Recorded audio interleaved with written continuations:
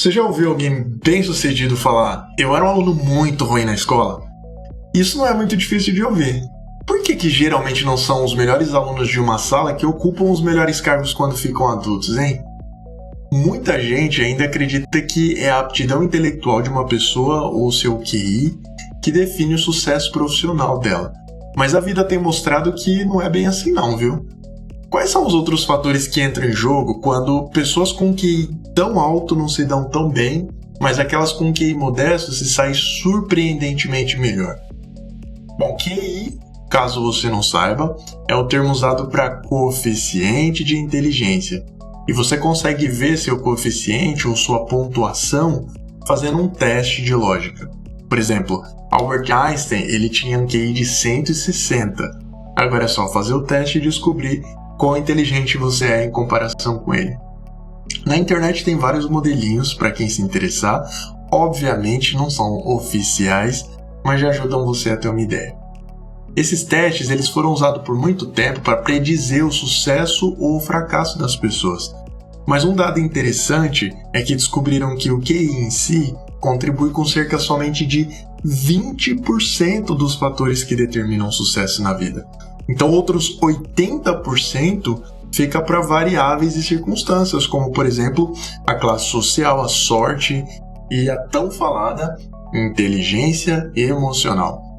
Características como autocontrole, zelo, persistência e até a capacidade de automotivação são aspectos de quem tem grande inteligência emocional, ou seja, um alto QE, coeficiente emocional. Essas características juntas dão a oportunidade para uma pessoa atingir um potencial muito maior. Mas então quer dizer que a gente passa 10 anos, 15 para quem faz faculdade, sentado numa cadeira aprendendo para aperfeiçoar só 20%? É triste dizer, mas sim, essa é a realidade. Não é que você tenha que escolher entre QI ou QE. Saber usar essas duas inteligências, tanto a racional como a emocional, é o que vai ajudar você, o que vai dar mais sentido na sua vida, que vai fazer você ser uma pessoa melhor. Mas então, já falamos da importância da inteligência emocional, como é que a gente consegue ter um QE alto? Para conseguir essa proeza que vai te ajudar tanto na vida, é importante aperfeiçoar alguns domínios na nossa vida. Aqui nesse vídeo a gente vai destacar só 3 deles. O primeiro é conhecer as próprias emoções.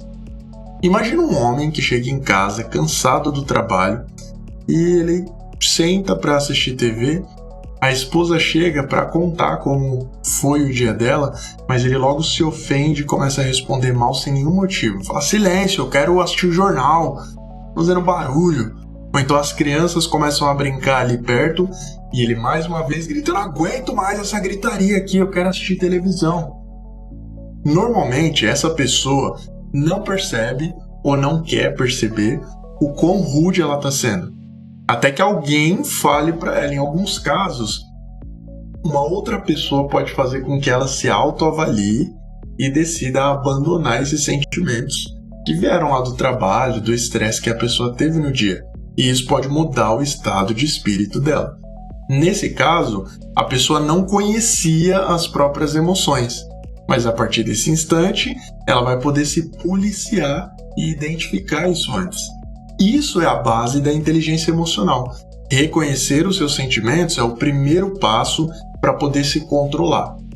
Por outro lado, nossa incapacidade de observar nossos verdadeiros sentimentos deixa a gente ser dominado por eles.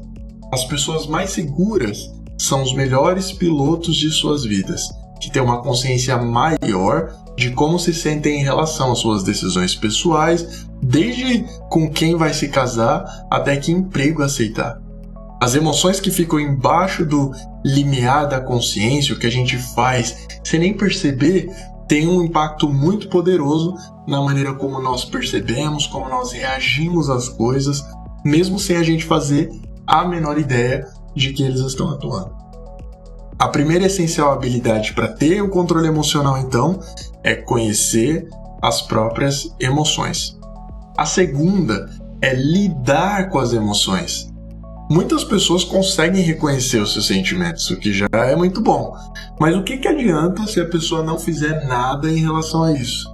É como se na história que eu contei aí do homem que percebe que ele é rude com a família, ele decide não fazer nada. Só continua brigando e descarregando sentimentos ruins sobre a sua família.